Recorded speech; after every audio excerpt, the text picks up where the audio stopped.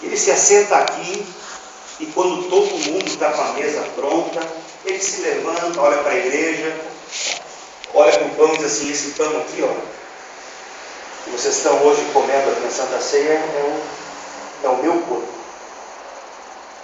Esse suco de uva aqui é o meu sangue. Agora me diz, seja sincero, o que você faria com um cabra assim? O Maurício e o Valdir iam dizer assim: chama a polícia. Eu vou pegar o pastor e nós vamos tirar esse camarada para fora da igreja. Você entendeu como é difícil aceitar Deus na forma como Ele veio, da maneira como Ele adentrou a história? Porque antes Deus falava através do trovão, Ele falava através da sarça ardente. Às vezes eu estou vindo aqui para Palhoça e eu olho para aquelas montanhas que nós temos próximos da gente aqui. Aqui, não é? E ontem pela manhã, quando a gente vinha para a igreja, uma das montanhas estava quase coberta por nuvens. E eu dizia assim: olha, Evelise, parece o Monte Sinai. A impressão que a gente tem do Monte Sinai. E havia assim uma névoa em cima da montanha, que ela era tão bonita, que ela parecia de fundo. Você sabe que a gente, quando anda nesse lugar aqui, lugar maravilhoso que a gente mora, a gente fica vendo as montanhas e lembrando um pouco dos tempos bíblicos, não é assim? Deus falava em cima da montanha, Deus falava no trovão, a terra tremia, o fogo chamuscava. E no Antigo Testamento, toda vez que Deus falava, o povo se prostrava. Toda vez que Deus falava, o povo tremia de medo. E eu lembro de uma história bem conhecida, que você deve conhecer, o Philip Yancey, escritor americano, escreveu essa história há muitos anos, e muitos pregadores têm usado. Ele cria uma fábula em torno de um aquário. Alguém aqui já teve um aquário? Alguém aqui já foi dono de um aquário? Tem peixe hoje ainda ou não? Não mais. Morreu? Matou o peixinho ou comeu? Alguém aqui tem aquário ainda? Ou já teve? Quem já teve? Você tem? Quantos peixes você tem no teu aquário? Oi? 2? Só 2? O que aconteceu com os outros? São grandes ou pequenos? Tá. Dá trabalho ter um aquário? Tem que medir a temperatura da água. Tem que saber se a água não tem pH demasiado. Você tem que trocar a água e limpar o aquário de vez em quando, não faz isso? É tanto trabalho que quando você chega perto do peixe, você vai alimentar o peixe, o que o peixe faz? O peixe fica louco de feliz, e o peixe olha para você, e o peixe olha assim nos teus olhos, e começa a querer saltar do aquário para tocar em você. É isso que faz o teu peixe? O peixe não faz isso.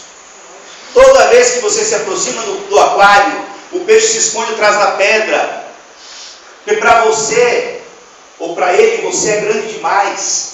Você é complexo demais, seus braços se estendem demais, sua gesticulação humana, o peixe não entende.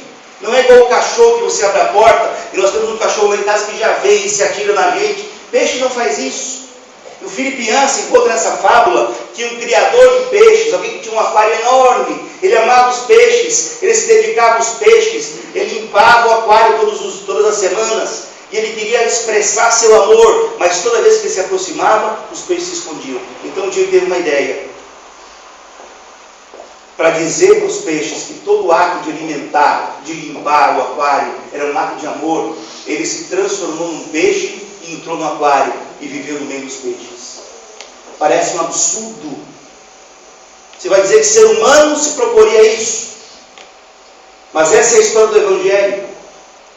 Um Deus que quando falava a terra tremia, e de repente ele adentra a história, e Deus se diminui tanto, que ele se torna tão pequeno quanto um óvulo fecundado no ventre de uma mulher que nunca antes tinha tido relações sexuais. Uma mulher inexperiente, Maria. O absurdo dos absurdos. Porque Jesus poderia ter nascido em qualquer outro lugar do planeta, em qualquer outra época.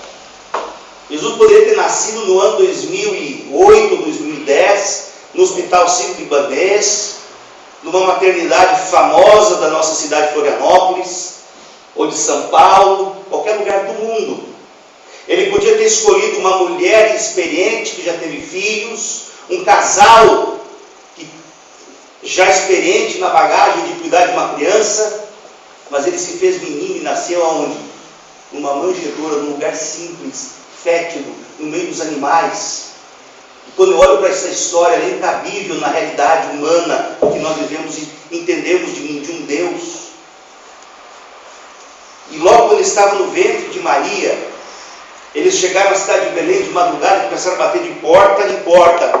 Tem lugar aí, tem lugar aí. E alguém gritava lá de dentro, não tem lugar para você aqui. A primeira rejeição que Jesus sofreu nesse mundo é quando ele estava indo no ventre de Maria.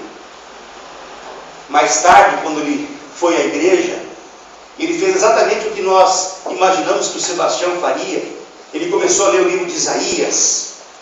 E quando ele começa a ler o livro de Isaías, os homens querem apedrejá-lo.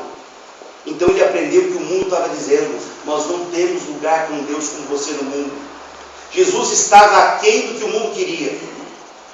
O mundo queria um cavalo branco, com um príncipe sentado em cima, um salvador que os livrasse do poder romano, da opressão. Jesus usava sandálias, ele era simples, filho de carpinteiro. Você podia ver Jesus no mercado, Sebastião estava lá, ele estava na carpintaria.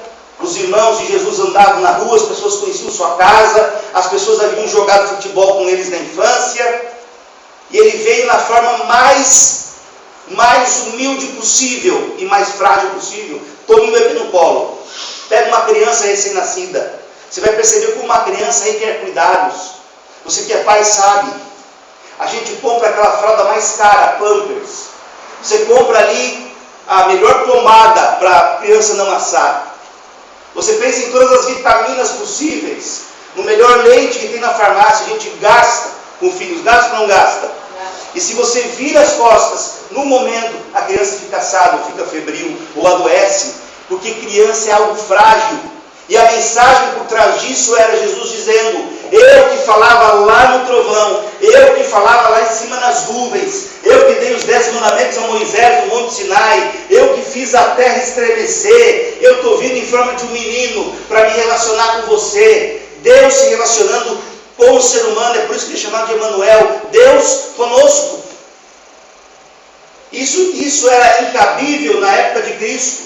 O próprio rei Herodes, quando ficou sabendo o que Jesus dizia, ele disse o seguinte: quem é coisa esse de quem ouço dizer tais coisas? Um dia Jesus está dormindo no barco, a tempestade começa. E aí os discípulos espantados pensam que vão morrer. Jesus se levanta no barco, ele acalma a tempestade, e aí os discípulos o adoram e dizem: quem é este que até o vento e o mar lhe obedece? Olha o Evangelho de Marcos, capítulo 6. Jesus então chega na sinagoga e a pergunta deles é: não é este o carpinteiro, filho de Maria, irmão de Tiago, de José, e de Judas e de Simão? E não estão aqui conosco suas irmãs? O próprio Cristo um dia chegou a questionar os discípulos: quem eles estão dizendo que eu sou? A pergunta que não se cala há 2000 anos: quem é Jesus? E aí Simão Pedro, mais valente, aquele que era mais impetuoso, toma a frente. Ele era o porta-voz dos 12, quisessem os 12 ou não. Ele diz o seguinte: tu és o Cristo, o Filho do Deus vivo. E Jesus responde: feliz é você, Simão, filho de Jonas, porque isso me foi revelado por carne e sangue, mas por meu Pai que está no céu. E olha o testemunho de Cristo ao longo da história. Napoleão Bonaparte dizia o seguinte: tudo em Cristo me deixa perplexo, seu espírito me intimida, sua vontade me confunde. Veja alguém aquém dos evangelhos, reconhecendo a soberania de Cristo. Ele diz: entre ele e qualquer outra pessoa do mundo não existe termo possível de comparação. Ele é verdadeiramente um ser por si mesmo. Eu tive um reino que desmoronou rapidamente. Onde estão os meus seguidores? Onde estão aqueles que vinham aprender as minhas palavras? Onde estão os impérios que seguiram na humanidade? Babilônicos, assírios, gregos e romanos. Todos acabaram assim como o meu. Mas Jesus Cristo ergueu um reino que já dura quase 2000 anos e não terá fim. Napoleão Bonaparte dizendo: o próprio Cristo intimidava da sua maneira como ele era. Agora, algo interessante. Vamos abrir João capítulo 17, verso 3. Vamos à Bíblia agora, João capítulo 17, verso 3. João, capítulo 17, verso 3 diz assim: o que é a vida eterna? Para João, o apóstolo João, ele define assim. Achou aí? Sim. Achar João 17, você sabe que é fácil, né? Só achar João 16, 17 minutos depois. Diz assim: a vida eterna é essa, que te conheçam a ti, o único Deus verdadeiro, e a Jesus Cristo, a quem? Se eu tenho que conhecer a Deus, como que eu vou conhecer a Deus? E essa é a grande incógnita. Porque a situação é assim: Deus é Espírito, não é? Deus é Espírito. Eu, por exemplo, eu sei onde eu começo e onde eu termino. Minha metragem desse dedo aqui é desse último dedo aqui. E ontem ficou evidente quando eu tentei sair do carro, que eu estacionei errado, e abri a porta e não passei, fiquei com a barriga presa na porta. Quando acontece isso e minha esposa ri, eu sei que eu tenho meus limites corporais básicos, que você também tem. Às vezes minha esposa fala assim: você não vai conseguir vestir essa roupa aí. Só que teimoso, né? A sangue alemão é assim. O alemão nunca... Você é alemão também, pastor Ricardo? Pastor alemão? O alemão é o seguinte: ele nunca perde, ele ganha e derrota. Ganhei e derrota. E às vezes eu sou tão teimoso que a gente tenta explorar os nossos limites ao máximo.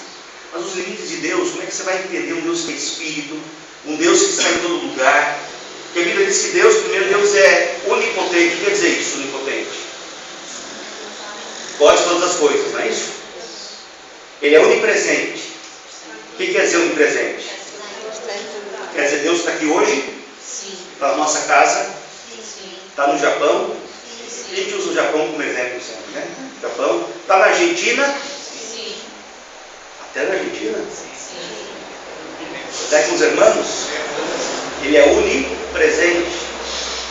E ele é onisciente, sabe todas as coisas. Agora você imagina o seguinte: imagine o primeiro anjo, o primeiro ser que foi feito, criado por Deus. Deus cria o primeiro ser, e esse ser agora quer se relacionar com ele, quer dialogar com o Criador. São apenas eles dois. É o princípio de todas as coisas. E esse ser pode ser um anjo. Imagine um anjo querendo conversar com Deus. Ele diz assim: Senhor Deus, você nem sabe o que eu fiz hoje. Deus fala: eu sei. Eu sou onisciente. Sei todas as coisas. Senhor, eu estou pensando uma coisa, posso te contar? Eu já sei o que você está pensando, eu sou Deus, né? Entendeu? Eu já antecipo as coisas.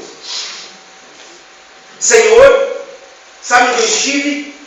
Eu estava lá, sou Deus, sou onipresente. Você já imaginou você ter um diálogo ou conversar com Deus assim? Que sabe todas as coisas, pensa todas as coisas, que você... É por isso que tem uma coisa interessante sobre Deus. Olha o que Lutero diz. Eu já mostrei isso aqui para vocês, mas é super interessante. Deus diz assim, ou Lutero diz assim: os homens usam máscaras para se esconder. Ok? Entenderam isso? Só quem está casado há 10, 15, 20 anos sabe o que eu estou falando. Porque você só vai conhecer com quem você está casado com o passar dos anos, não é assim? Que as máscaras vão sendo tiradas. A minha esposa, por exemplo, não sabia que eu roncava antes de casar. Eu não era doido de contar. Ela descobriu depois. A mulher só descobre que o marido ronca ou tem chulé, essas coisas, depois de casar. O caráter vai se revelando aos poucos, porque o homem vai tirando a máscara, e a mulher também vai tirando a máscara, cada dia uma máscara, até que os dois se conhecem completamente. Por isso que não vale a pena casar antes de conhecer a pessoa. Quantas pessoas estão casando e depois chega um momento e diz assim: eu não sabia com quem eu casei. Isso é cada vez mais comum. Os jovens nessa pressa, se casando sem conhecer completamente. Aí se casa com um desconhecido. E Lutero diz assim: o homem tira a máscara, ele usa a máscara para se esconder. Mas Deus, olha o contrário, o que ele faz? Ele usa uma máscara para se revelar. O que ele quer dizer com isso? que Jesus é Deus usando uma máscara, a máscara da humanidade. Desde o Antigo Testamento, todas as vezes que Deus aparecia, Ele aparecia através de Cristo, usando a máscara. A máscara, e antes era o anjo Miguel. Quando você lê em Apocalipse, o anjo Miguel, que lutou contra Satanás, sobre o que a Bíblia está falando? Sobre o próprio Cristo. E a imagem confirma isso. Quando anjos foram visitar Abraão, e lá anunciaram que a cidade ia ser destruída, quem é que estava ali com Abraão? Que foi visitar Ló? O próprio Cristo, na figura de um anjo, usando a máscara angelical. Depois vem a encarnação, e agora Cristo assume fisicamente a imagem humana, de modo que toda a eternidade nós veremos Jesus, e veremos e tocaremos em suas mãos, com as marcas na cruz. Em outras palavras, como diz o pastor Rodrigo Silva, é Deus, Jesus é Deus agindo como se não fosse plenamente Deus.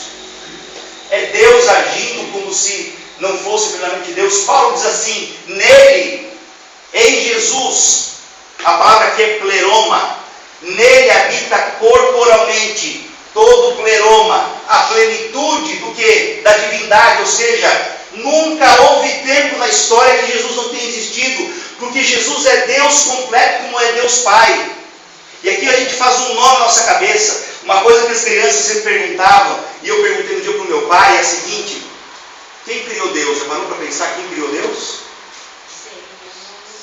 Quem criou Deus? Porque nós, seres humanos, nós somos assim. Nós nascemos, crescemos, e alguns ainda dizem assim, ficamos burros e casamos. Não é assim que dizem? Aí nós declinamos até a morte. Nós temos um começo e temos um fim. Só que é algo que nós temos que aprender com Deus. Deus não tem começo e Deus não tem fim. Nunca houve tempo na história que Deus não tenha existido.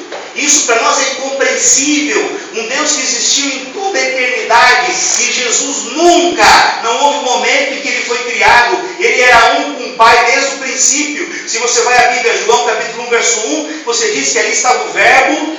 O Verbo era Deus, o Verbo estava com Deus. Desde o começo, desde o princípio.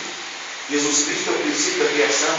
Ele estava com Deus. Ele é o Deus eterno. É por isso que Jesus, quando aparece na Bíblia que Ele é o Pai da eternidade, não diz que o Deus Pai é o Pai da eternidade. Ele diz, Ele é o Pai da eternidade, Ele é o príncipe da paz.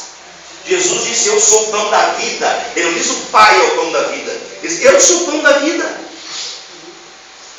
Eu sou a verdade, o caminho e a vida. Não é Jesus falando isso? Jesus se revela completamente como o Deus da eternidade que sempre existiu. Nele habita corporalmente toda a plenitude da divindade. Agora, olha interessante, alguém já viu Deus na história da Bíblia? Quem foram os profetas que viram Deus? Moisés viu Deus. Lembra que Deus passou de costas por ele? Na frente da rocha, não foi assim? Isaías diz assim, eu vi Deus na sua glória. Isaías diz isso. Agora, o que fala esse texto aqui? João capítulo 1, 18. Ninguém jamais viu a Deus. E agora, viu ou não viu? Será que Deus foi visto ou não foi visto? Porque veja, Isaías diz, eu vi Deus na sua glória. Moisés conversou com Deus ali. E agora esse texto está dizendo assim, ninguém nunca viu a Deus. Que nó na cabeça da gente, né? Agora olha o que está dizendo ali. Deus unigênito, que está no seio do Pai, é quem o revelou. Em outras palavras, todas as vezes que Deus apareceu para alguém, quem foi que apareceu realmente? Jesus. Que coisa maravilhosa. É por isso que os discípulos disseram, mostra-nos Deus. Ele disse, como mostra-nos Deus? Eu estou aqui com vocês, quem vê o Pai, quem vê a mim, vê o Pai. Ele é o Deus na sua plenitude. Olha que interessante esse texto aqui. Ezequiel capítulo 44, 1 e 2, eu estou terminando. Diz assim, ó, é uma profecia sobre Jerusalém. No livro de Ezequiel, essa profecia aqui diz assim, ó, então o homem fez-me voltar para o caminho da porta exterior do santuário, que olha para o oriente, a qual estava fechada. Disse-me o Senhor: esta porta permanecerá fechada, não se abrirá, ninguém entrará por ela, porque o Senhor, Deus de Israel, entrou por ela, por isso permanecerá fechada. É uma profecia que fala que uma das portas, a porta oriental que dava para o templo de Jerusalém, essa aqui é a imagem dela hoje nos dias modernos, está vendo? Essa porta fecharia e nunca mais se abriria. E hoje você vê ela fechada, essa é uma imagem dela. Perceba que ela está fechada, lacrada, ela estava aberta nos dias de Cristo. E quando que essa porta foi fechada? No ano 70, quando houve a queda de Jerusalém. No ano 70, os romanos entraram, eles haviam feito um cerco, porque os romanos foram expulsos de Jerusalém. Então eles vieram contra Jerusalém, foram mortos e muitos escaparam. Depois vieram novamente no segundo cerco, cercaram a cidade. E aí foi aquela história que, ai das mulheres que tiveram que fugir no inverno, e as pessoas pensaram que faltou comida, faltou água em Jerusalém, os romanos faziam cerco, eles não podiam sair, quem conseguia fugir era crucificado na porta de Jerusalém. Os gritos dos crucificados adentravam a cidade. Aí faltou comida, os filhos começaram a comer, os pais começaram a comer os próprios filhos. Primeiro comeram a cinta, os calçados, as partes do calçado, de couro, depois os próprios filhos. Foi algo assim brutal. E essa porta foi fechada naquela ocasião. E olha aqui, anos 70. E se não sei se dá para perceber aí, onde eu estou mostrando aqui, que tem um cemitério, estão vendo aí? O cemitério, olha aqui, esse é o cemitério muçulmano. Cemitério muçulmano. Você sabe que os judeus, onde tem corpos no cemitério, eles não tocam, nem passam por ali. Então isso aqui está condenado a ficar fechado para sempre. Agora preste atenção, a Bíblia diz que essa porta seria fechada e ninguém a abriria, uma profecia. Então, se um dia você estiver assistindo o Fantástico, e você ouvir aquela voz do jornalista dizendo assim: a porta oriental foi aberta. Foi minha tentativa mais, assim, melhor do que eu tenho para imitar o Cid Moreira, que já nem está no Fantástico. Você entendeu o recado? Se lá no Fantástico alguém noticiar que a porta foi aberta, você pode pegar a sua Bíblia, procurar o primeiro lixo da tua casa e botar a Bíblia no lixo. Porque a Bíblia diz que essa porta, quando for fechada, ela não se abrirá mais. Isso é a profecia bíblica. Agora, o mais interessante é que ela só se fecharia quando Deus de Israel, o Senhor, passaria por ela. Agora eu pergunto, quem é que passou por essa porta? Jesus. Se foi Jesus quem passou, e depois que ela se fechou, quem é Jesus? É o Senhor, Deus de Israel. Está aqui a resposta. Então, para resumir o que eu disse hoje, Jesus não é maior do que Buda, Jesus não é maior do que Maomé, Jesus não é maior do que Zoroastro, Jesus de maneira alguma é maior que Confúcio ou Allan Kardec. Jesus não é maior que qualquer outro. Entenderam isso? Porque simplesmente, tão somente Ele é incomparável. Ele não é apenas homem. Ele é Deus em sua plenitude. E a maior prova, a maior evidência, aumenta o som um pouquinho para mim, a maior evidência que Jesus é incomparável, Ele é Deus, o som no computador. Sabe qual a maior evidência? É o fato de que Jesus transforma e transformou e transformará a vida de centenas de milhares de pessoas. Esse aqui é o padre Alexandre Borisov. Esse padre, ele era líder da Sociedade Bíblica de Moscou. Quando o Leão Adormecido ressurgiu no ano de 1991, 20 de agosto, as pessoas saíram às ruas, o comunismo, via aquele período de pessoas que foram mortas nas ruas, Praça da Paz. Quem viveu aquele tempo lembra o que aconteceu ali.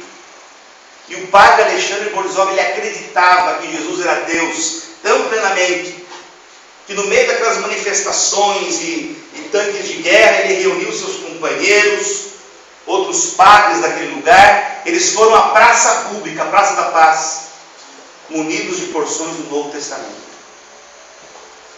E o que eles fizeram? Eles começaram a introduzir porções do Novo Testamento, da história de Jesus, nas mãos dos soldados que estavam ali. Homens que estavam dentro do tanque de guerra recebiam-se as suas porções da história de Cristo. Homens, soldados armados nas ruas, recebiam a história de Jesus.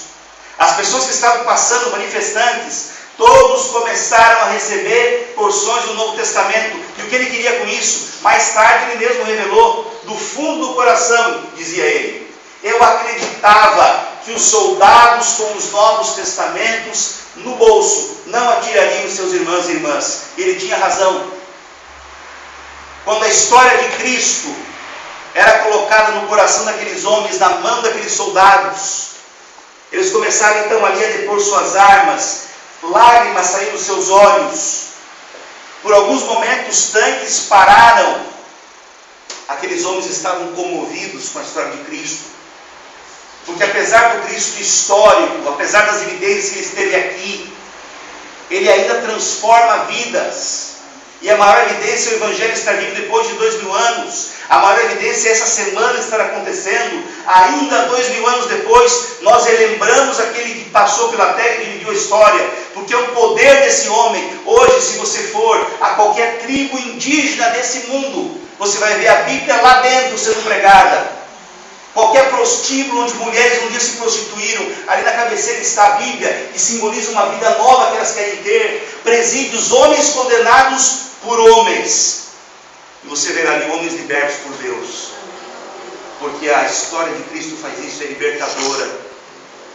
Jesus é incomparável na maneira como ele hoje se espalha na vida humana e transforma corações e vidas. Assassinos que se convertem pelo poder do Evangelho. E não foi diferente desse dia, quando aqueles homens choravam por causa do poder da história de Cristo. E a última história que eu quero contar para vocês é de James Mohan. Alguns dizem assim: Jesus foi apenas um homem bom, viveu nesse mundo, pregou, curou, era um curandeiro, era um professor, era um mestre. Mas ele morreu, que pena. Não. A morte fazia parte do plano do céu.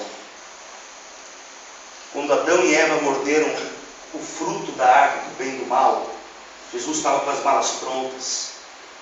E quando ele adentra Jerusalém na última semana, quando ele adentra a cidade de Jerusalém, ele sabe que ele vai ser condenado, mas ele não desiste. James Mohan foi um dos heróis da guerra do Rio, Texas. Eles estavam lutando contra o exército de Santana, o mexicano. Eles vinham invadindo quando o Forte Alamo, tem até filme sobre isso, o Forte Alamo foi totalmente cercado. Esse jovem que era médico e havia se dedicado à guerra, abandonado tudo, conseguiu subir num cavalo rapidamente, foi até o forte mais próximo, pedir ajuda. Chegou ali, disse para o general: nós precisamos de reforços. Nós vamos todos morrer. O Alamo está tomado, os inimigos estão de todos os lados, nós não temos mais armamentos, os homens estão com fome, nossos cavalos são poucos, mande-nos mais homens, mande mais cavalos, mande mais armas. E aquele general falou assim: nós não temos nada, já mandamos tudo que tínhamos. Então James Mohan sobe no cavalo, volta para o forte e nunca mais ninguém ouve falar dele. Naquele dia, quando ele foi pedir ajuda, um garotinho ouvia tudo na porta.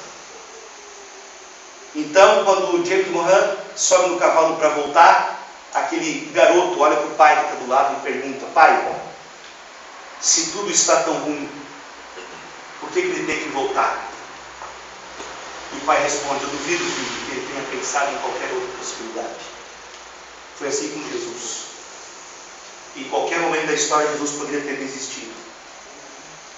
Ele poderia ter desistido quando viu Maria sem experiência, o lugar que ele nasceria, os homens o rejeitando.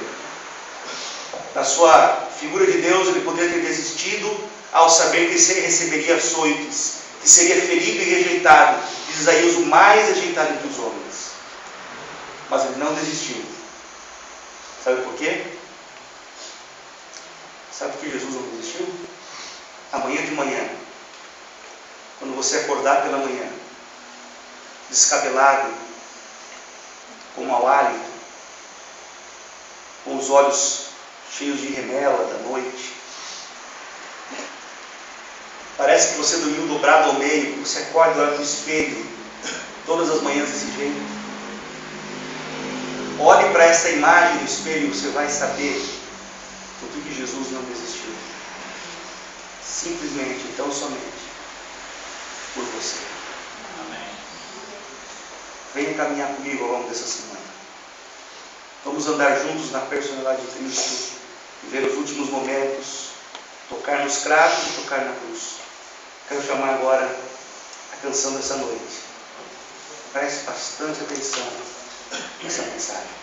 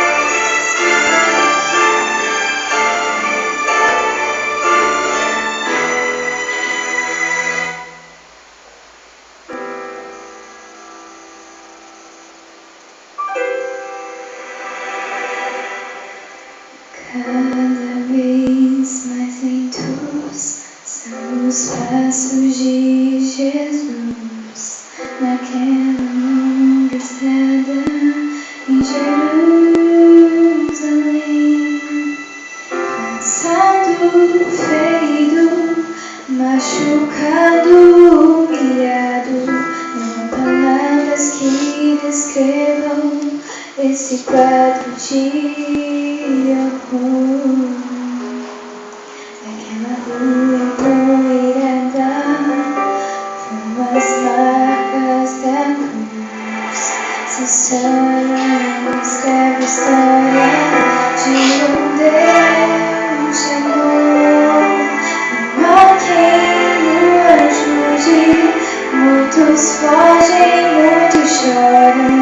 Se molhadas nessa praia, mas ele está aqui na praia.